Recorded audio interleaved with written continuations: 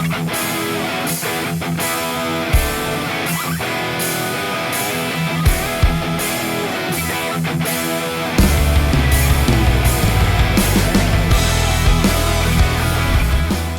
is Dan Foss, and I just picked up an AR display from Rob D over at R&L Displays.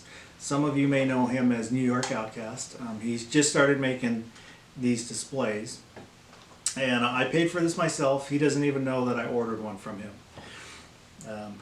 You get a wooden magazine, which approximates a 30-round magazine. It's just a little bit smaller, and I'll show you why here in just a second.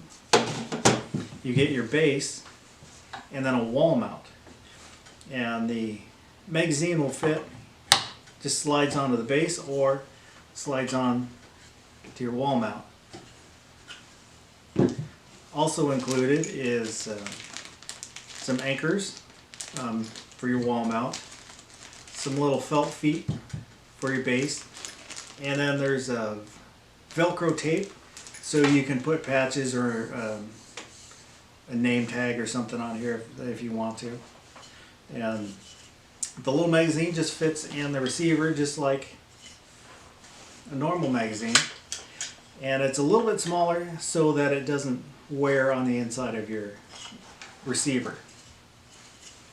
And to use it, you just slide the wood magazine on and slide your AR on. My 300 blackout's my shortest.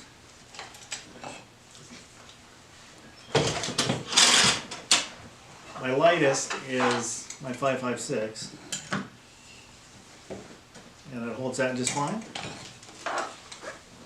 And then my heaviest is my Grendel,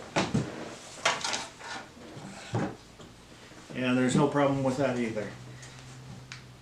Good and sturdy. So if you're looking for an AR display,